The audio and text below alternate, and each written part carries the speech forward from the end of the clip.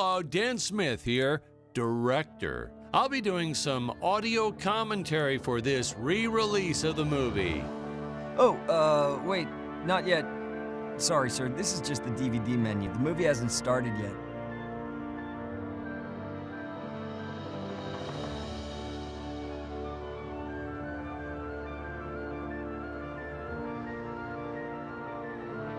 Well, I see you dug up the original movie poster. Oh boy, that takes me back.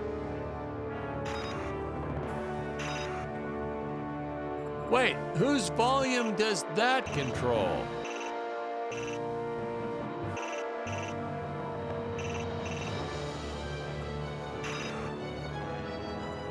We digitally cleaned up the old 35 millimeters. Much nicer now, huh? Yeah, well, actually, I hadn't noticed. It looks all right. Hey, is this thing on? Can you hear me all right? Yeah, all good. All right, we're gonna start the commentary track now.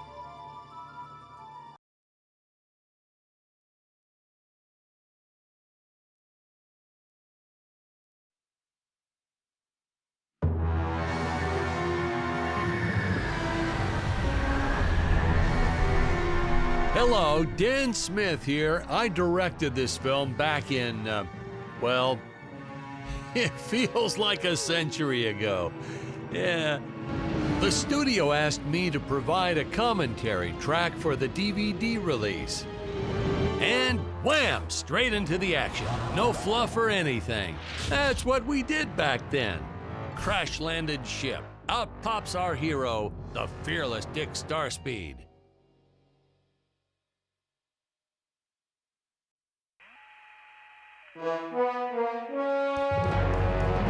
The ship's velocity reactor is damaged. I believe that I am stranded on an alien planet. Played, of course, by actor Jonathan Digby. Went on to some minor roles after this. Such a shame. I thought from day one this guy's got leading man written all over his face.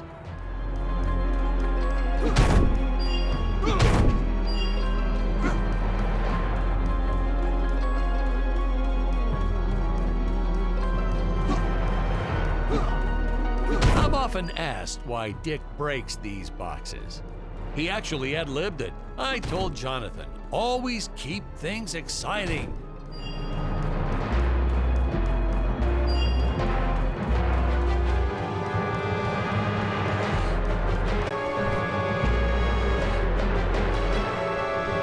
Greetings, citizens of Gravoria. I am Dick Starspeed, and I come in peace.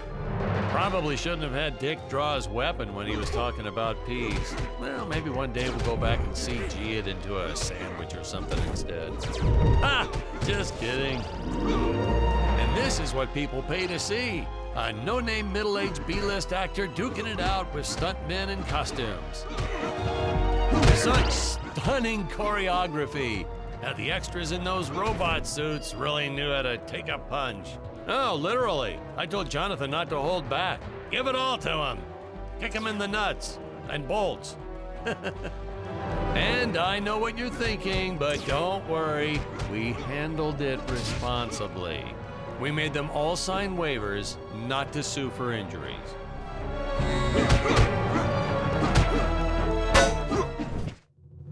Holy smokes!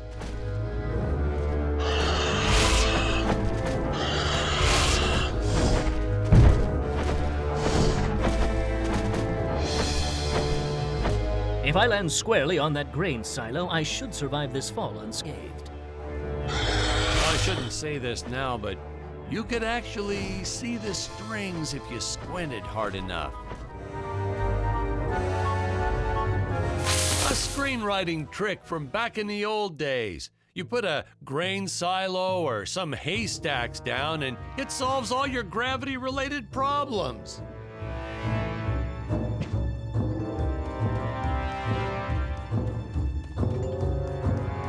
It appears some of my equipment was lost when my ship was shot down. But what luck! This high-tech scanner reports that my ray gun is nearby.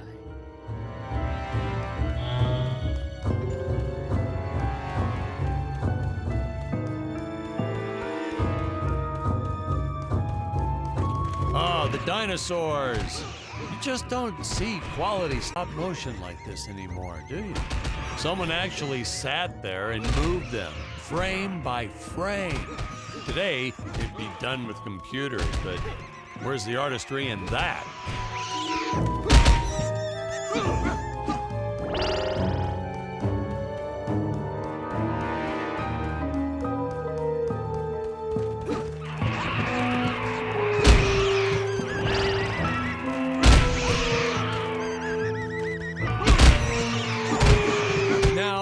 If the trees here look a little plastic, well, it's because they are. I took them from the set of my last film, Vampire Island 2. We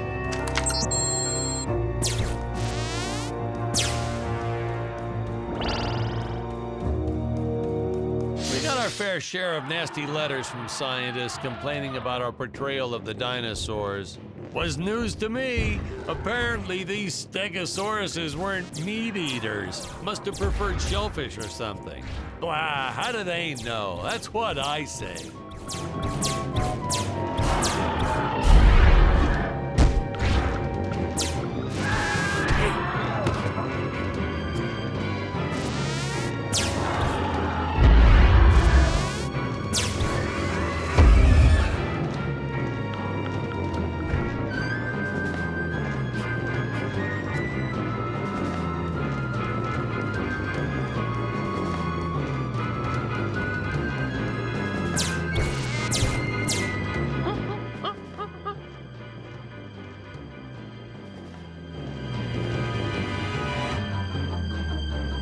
As usual, the local population is defenseless. That's where our hero steps in and saves the day.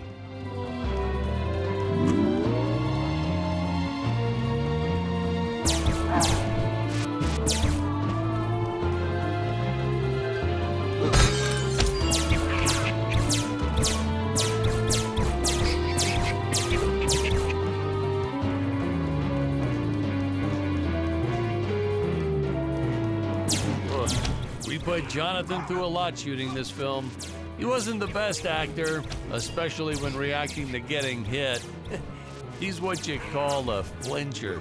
So I told the stuntman to really just go to town on him.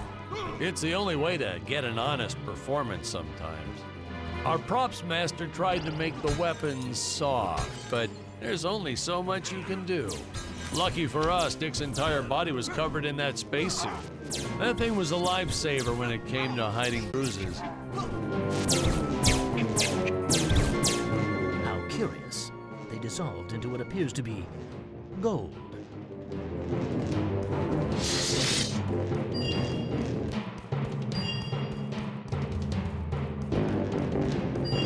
You'll notice the gold disappears when Dick touches it. We had a deleted scene that explained he's actually teleporting it back to his ship. It's funny, no one ever questioned how Dick was able to walk around with an infinite amount of gold on him.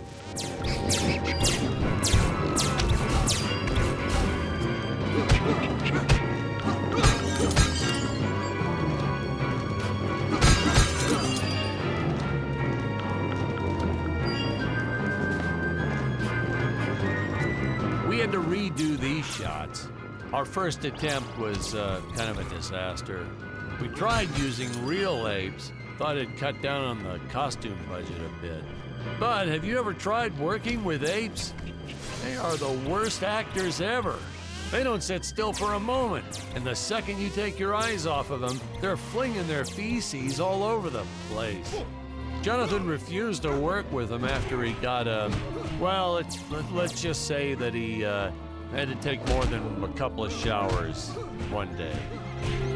You know, you never forget the smell of monkey poo. We steam cleaned the studio top to bottom. Still never got rid of it entirely. All through the rest of the shot, we kept finding those little surprises hiding inside various props. Boy, were those the days.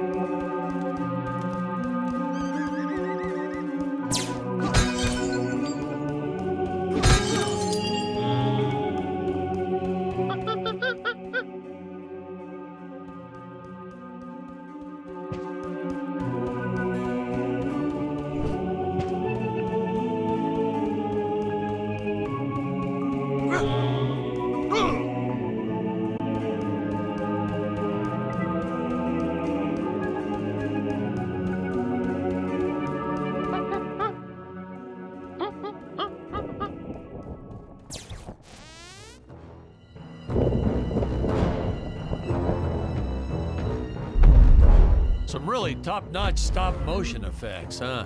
Unfortunately, we skimped on the Dick Starspeed puppet a little. The Earthman is not for you to eat, fiend! Oh, this was groundbreaking. We had the woman rescuing the man for once. We were really ahead of our time with this scene, but well, then again, I've always been rather progressive. The studio exec didn't seem to get why it was such a big deal, though. Sorry, we don't see this as anything unusual. Ha! Of course! It's unusual! A woman would never save the man. It just doesn't happen. Not in the movies, not in real life. I don't know why we didn't get more recognition for this scene. I guess I was just a little too ahead of my time.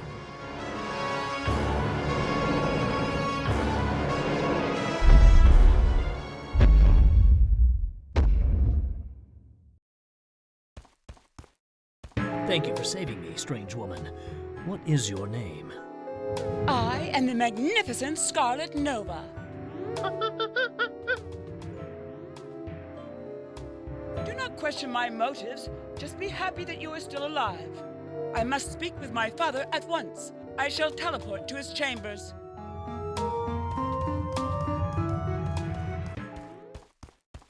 So we'll be seeing our first example of teleportation being used by Scarlet right here. Huh? Where is this place? This is not my father's chambers. You have disobeyed me for the final time, Scarlet. Enjoy an eternity in the Tower of Eternal Solitude for all eternity! Ha! The old fool did not notice I am wearing my jetpack. Boost usage. Jump. Wait. Wait. Use booster. Survive deadly fall.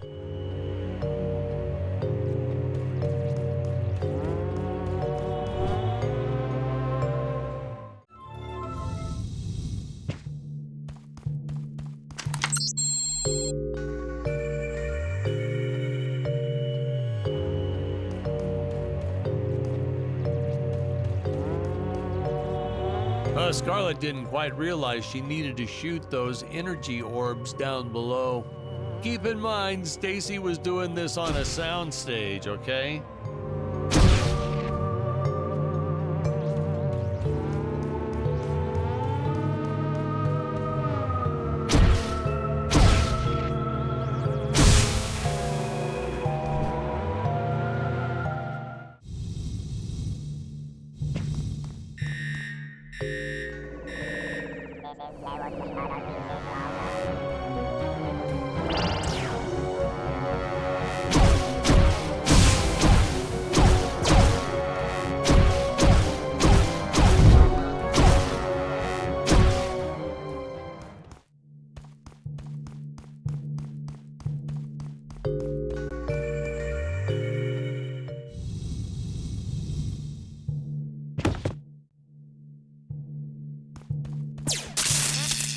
The energy imps.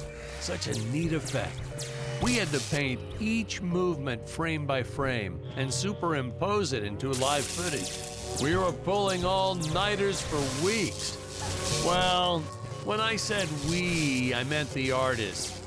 I'm pretty much useless if I don't get a solid 10 hours a night.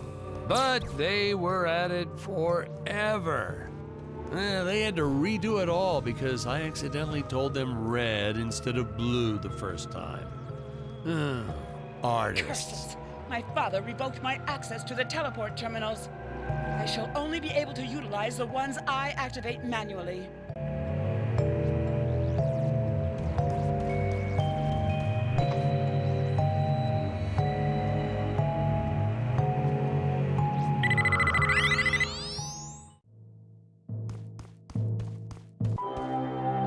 I knew you would return. Puny Earthman, you shall help me overthrow the Emperor. Why would you turn against your own father? How do I know I can trust you? This scene. I long to be This is practically Shakespeare in outer space. just as the entire planet does. And, huh? Patrick, what's wrong with the video? Sorry, sir. Technical problems. Darn it, we're missing some really good writing here. There. Sorry about that. Well, we just passed right by her big scene. Basically, they agree to work together, but one must stay behind in the sleep chamber at all times. Should I rewind? Never mind, I'll continue from here.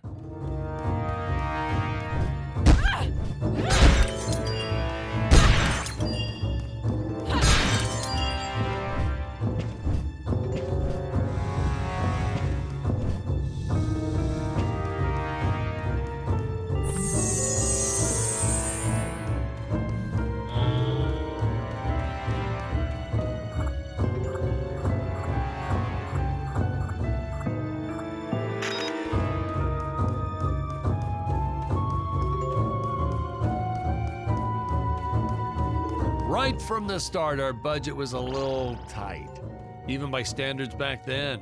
To make do, Tony shot a couple scenes in black and white.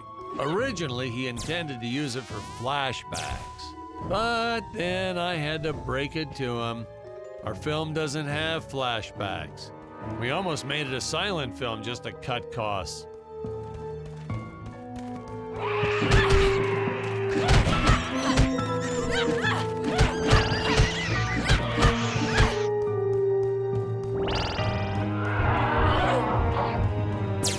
I felt it was an absolute necessity we have a T-Rex in this film, but we got this Serato thing instead. Of course, I went through the whole production thinking it was a T-Rex because, really, who can tell the difference anyway?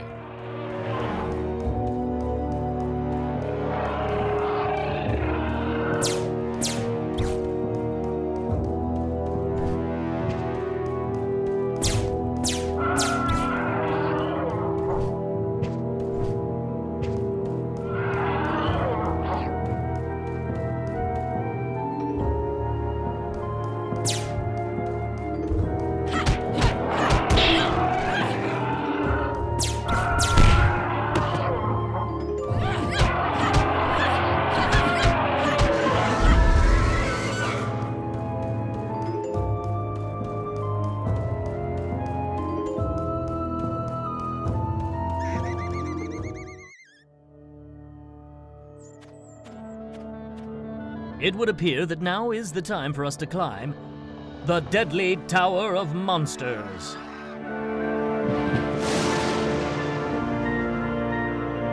Good screenwriting 101. Always announce the title within the film itself. How else are you going to let the audience know your heroes really mean business? Now, that weapon, it's just an electric shaver, but you know, I bet you'd never guess it was, would you? They look so futuristic.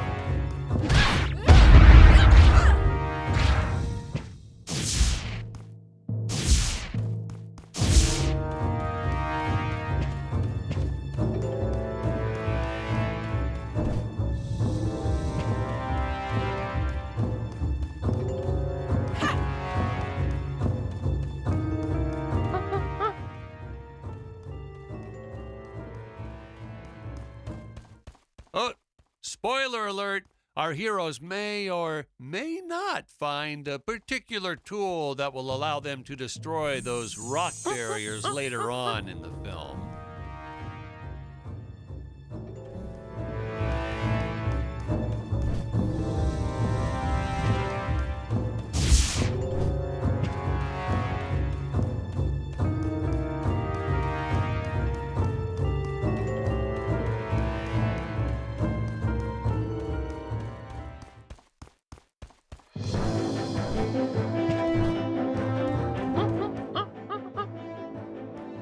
I could have made use of that one at some of our meetings with the studio. Oh, you'd like to see records of where our budget went to this month? Sure, let me get that for you right now. Boom, boom. Yeah.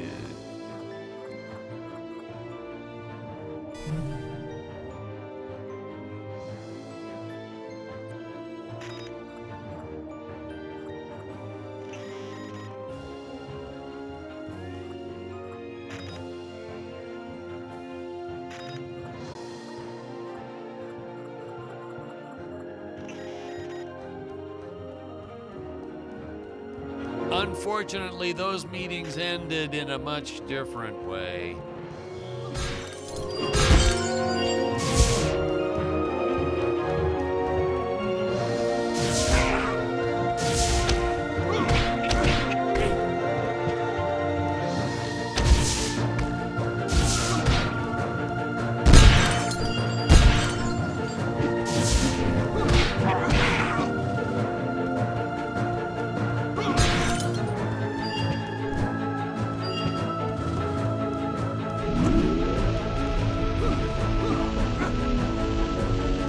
I know a taxidermist who helped us out with these bat creatures for real cheap.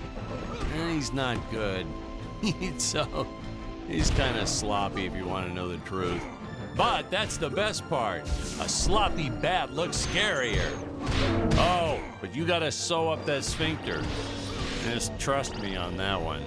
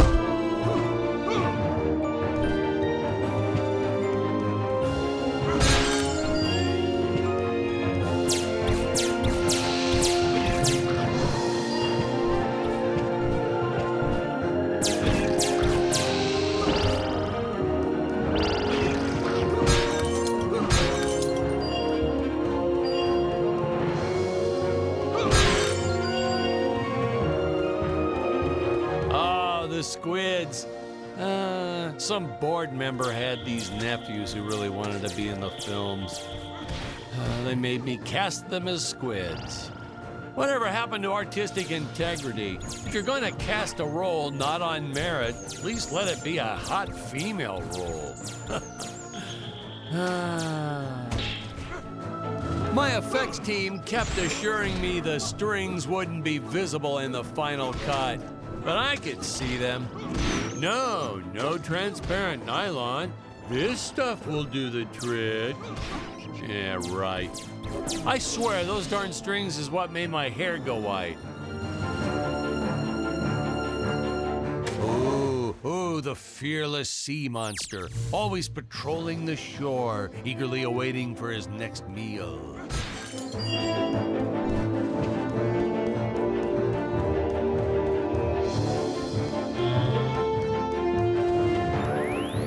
Air teleport usage.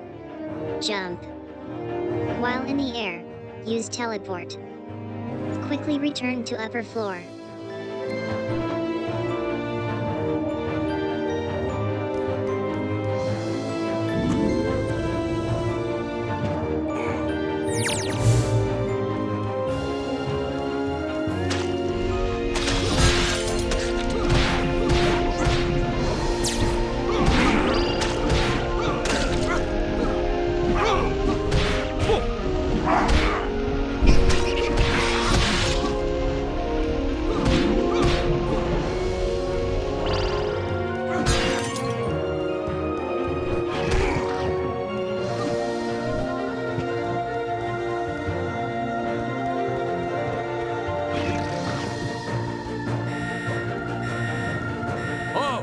don't want to miss a single minute of this scene.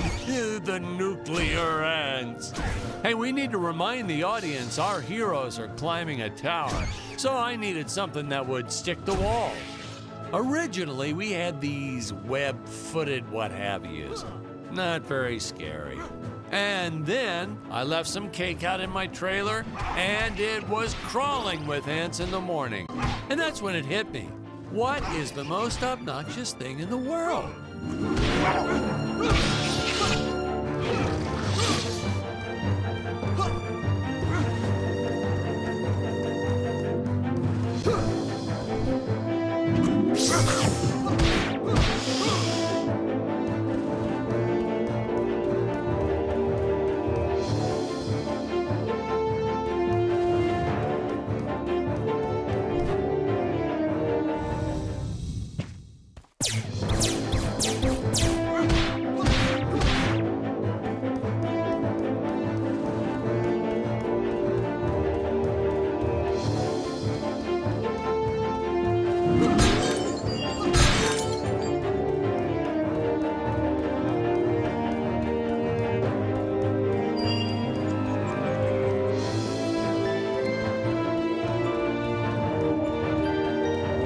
Some people thought it was odd that a simple wooden cage would have such an elaborate high-tech lock. But hey, if a Gravorian ever traveled to Earth, I'm sure they'd think a lot of our stuff is weird too.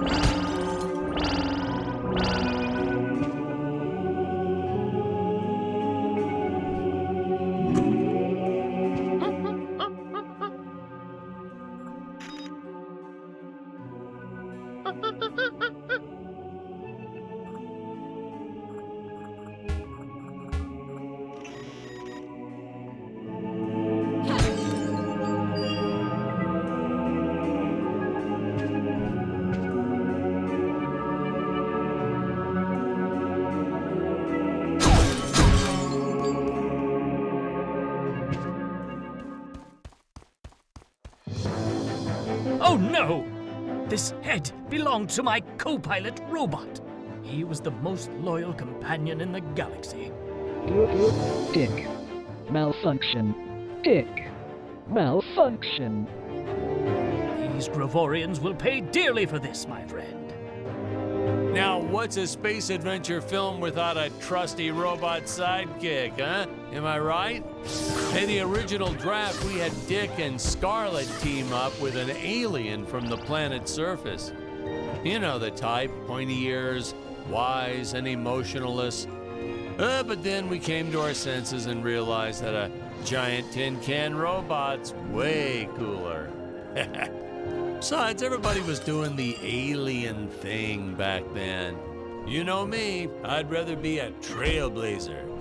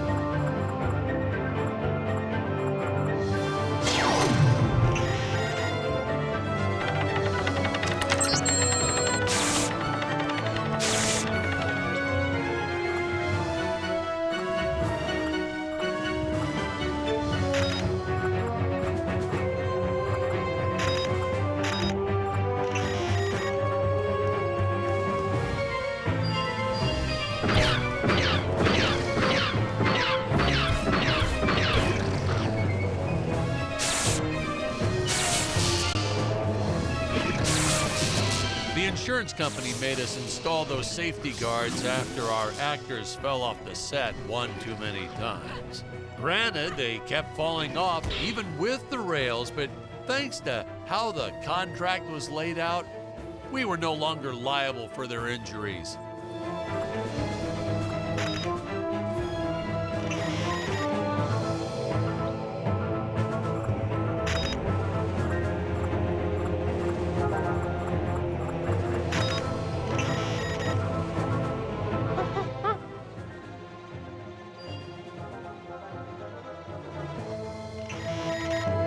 Well, ladies and gentlemen, I guess it's time to talk about the elephant in the room. Why on earth does this crazy film have title cards on screen when people are talking? You're thinking that, aren't you? I know you are. I would be too.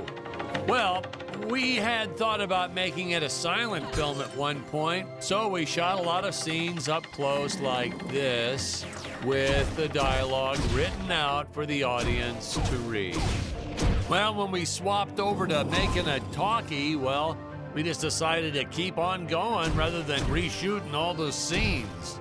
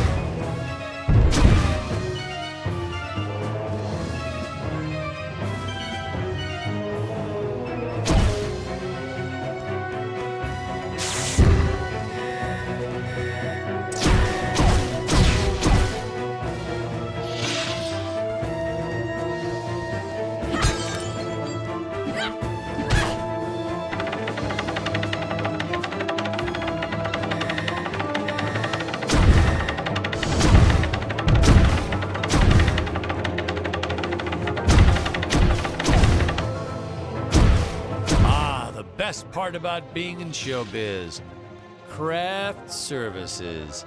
It's like never-ending supply of free food all day long.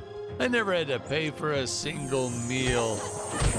Hey Patrick, I noticed you guys don't do that here in your studio. You should talk to your boss. Maybe even just a bagel station.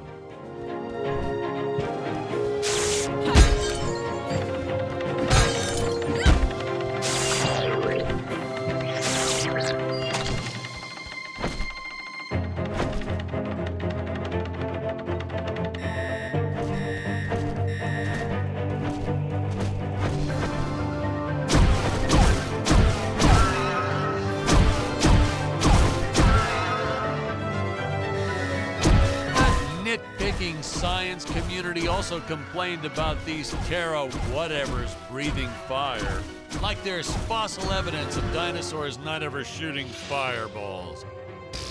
It's not like I gave them neck frills or had them spit poison or anything ridiculous like that.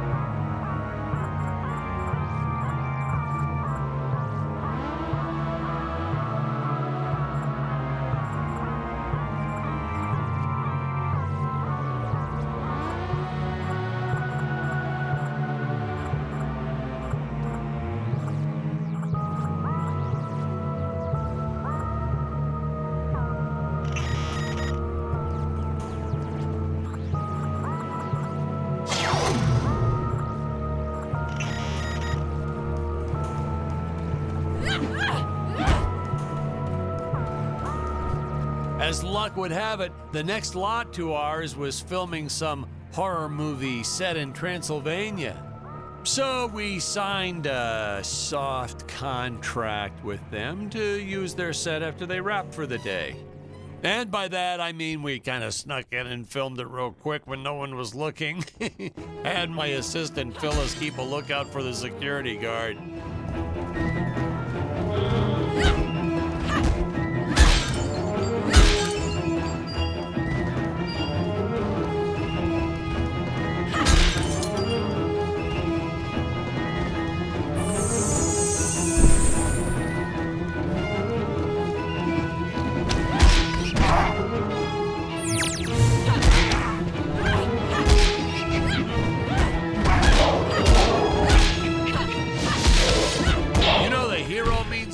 When they take a shot from a monster and shoot it right back at him.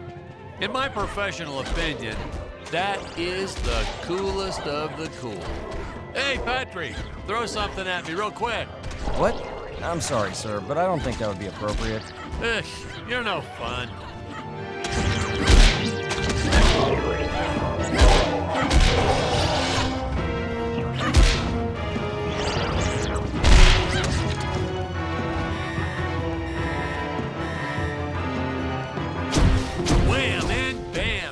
Here's some real action. Nothing like an adrenaline boost to get our hero to really start wailing on those monsters.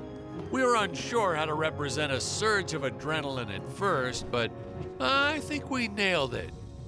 Yep, definitely nailed it.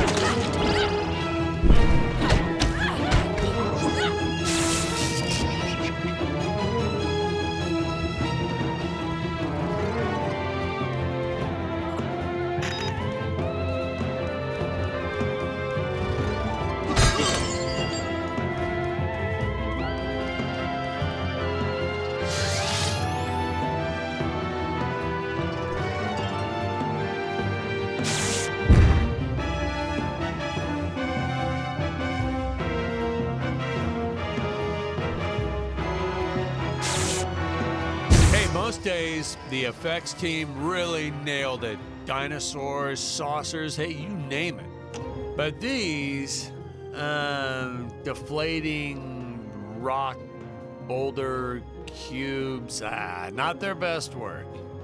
Just looks kind of odd, if you ask me, like giant whoopee cushions. They said they could add some debris and explosions or two afterwards, and then we ran out of budget. Well, to be fair, we ran out of budget several times, but still, I lost a lot of sleep over these rocks.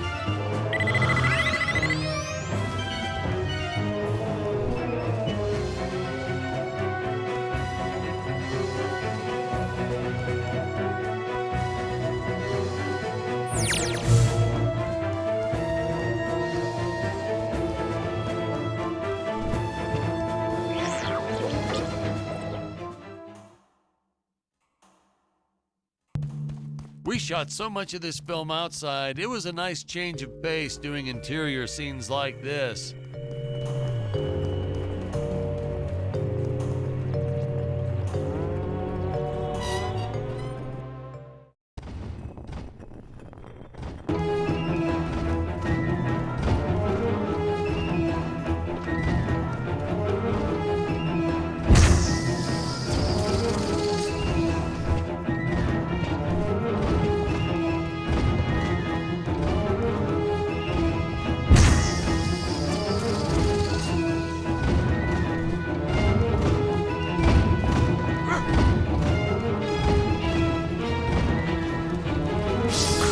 Tried this one with regular logs. Well, that was disastrous.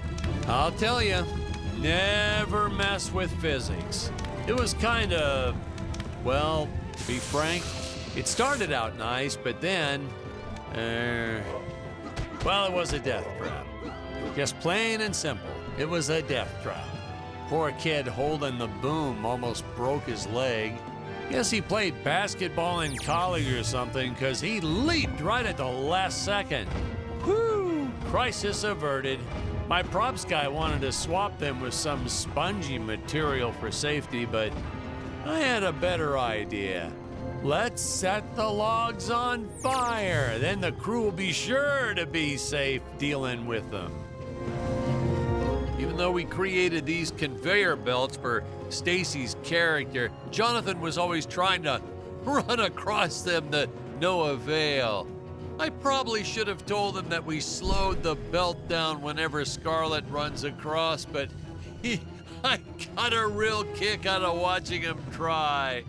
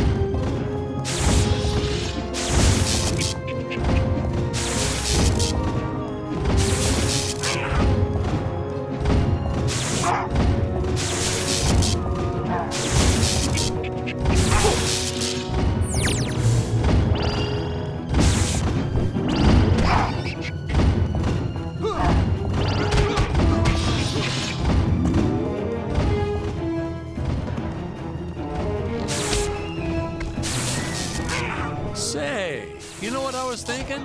With all this jumping and climbing and jumping, wouldn't this make a great video game? Isn't that what all those video games are about? Jumping around? Well, yeah, and killing. There's jumping too, but mostly the killing. What? Patrick, that's awful. What sort of example are we setting for our youth? Well, movies are pretty violent too. Your heroes have killed everything in sight. You had Dick shooting a dinosaur in the face in the first 5 minutes.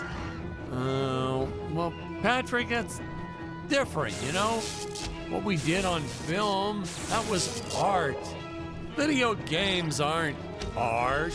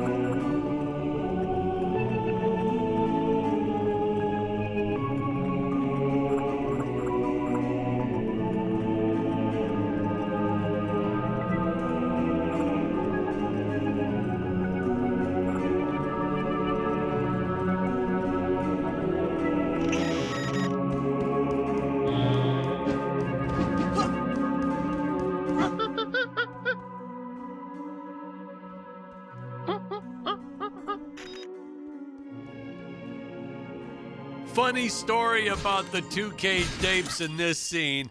I had completely forgotten about them when we wrapped up filming on the set. Then we spent the next day doing a location shoot. So suffice it to say, our return to the studio was met with a couple of grumbling tummies complaining about unsafe work conditions, human rights, yada, yada, yada.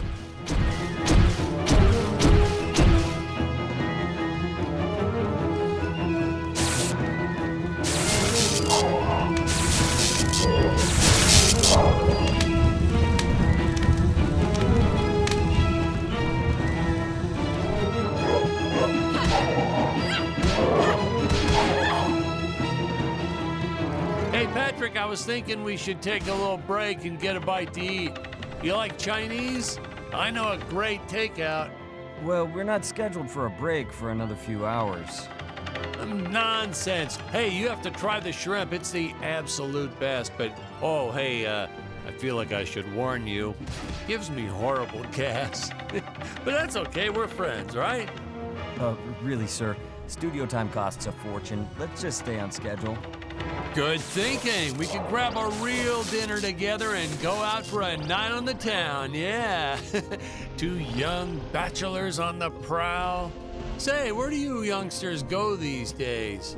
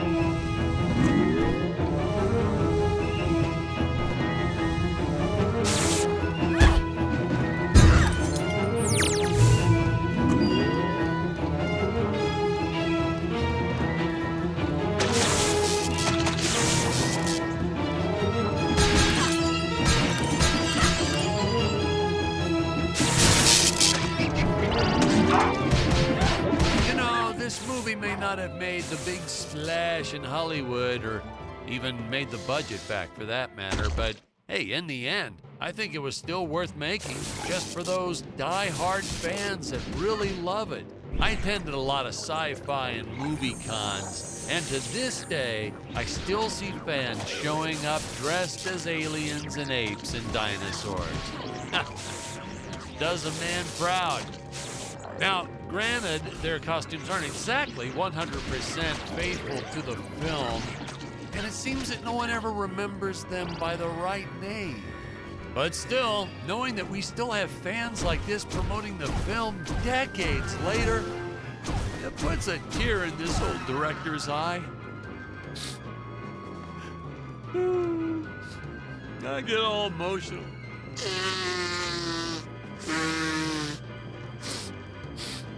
Okay.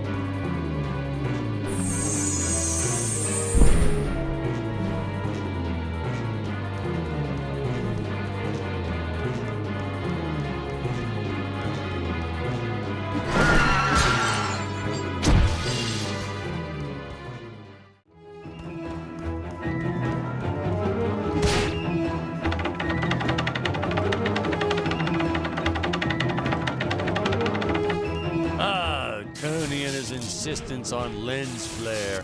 I tell you, some days it felt like he was trying to be the director.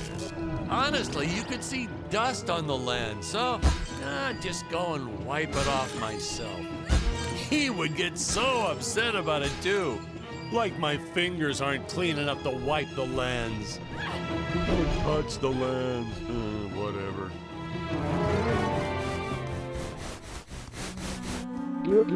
Danger. Human speed is not enough to pass through that fan. Chance of death 100%. Retrieve the time vortex device if you wish to go any further. Searching. Time vortex device detected. Device in dangerous area. Nuclear amps everywhere.